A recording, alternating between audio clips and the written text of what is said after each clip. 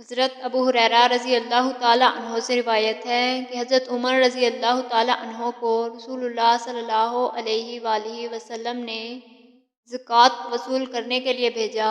انہوں نے واپسی پر عرض کیا، اے ابن جمیل، خالد بن ولید اور عباس چچا، رسول اللہ صلی اللہ علیہ وآلہ وسلم نے زکوٰۃ روک لی تو رسول اللہ صلی اللہ علیہ وآلہ وسلم نے فرمایا کہ ابن جمیل تو اس کا بدلہ لے رہا ہے کہ وہ فقیر تھا، اللہ نے اس کو غنی کر دیا، اور خالد پر تم ظلم کرتے ہو، اس نے زرہیں اور ہتھیار تک اللہ کی راہ میں دے دیے ہیں۔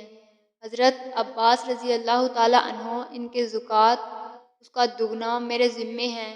پھر فرمایا، اے عمر، کیا تم نہیں جانتے کہ چچا باپ کے برابر ہوتا ہے؟ صحیح مسلم حدیث نمبر 2277۔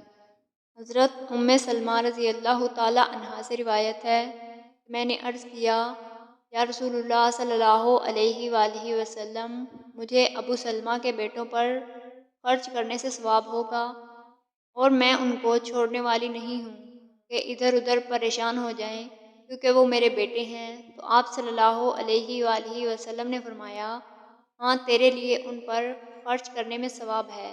صحیح مسلم حدیث نمبر 2320۔